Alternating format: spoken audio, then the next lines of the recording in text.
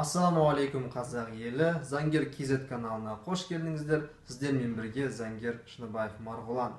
Сауда орталықтарында товарды ауыстыруға болмайды деген жазулармен кездесеміз. Бұл заңды ма, заңсыз ба? Қазақстан Республикасының тұтынушылардың құқығын қорғау туралы заңының 14 бабына сәйкес товар сапалы, сапасыз болуына қарамастан 14 күннің ішінде ауыстыруға болады. Әрине, сіз ол товарды сол жерден алғаныңызды дәлелдеуіңіз керек. Яғни қолыңызда чек болу керек, болмаса басқа бір құжат болу керек. Ал егер құжат болмаса ше, онда қорықпаңыз, куәгерлермен де дәлелдеуге болады. Бірақ товардың бәрін ауыстыруға жатпайды. Осы заңға байланысты азық-түлік, платина, алтыннан жасалған әшекейлер, косметология бұйымдары ауыстыруға жатпайды.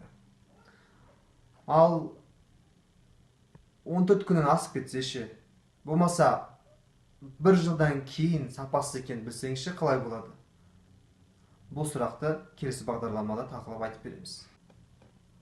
Біздің каналға жазылып, комментарий қалдыруды ұмытпаңыздар. Қош, сау болыңыздар.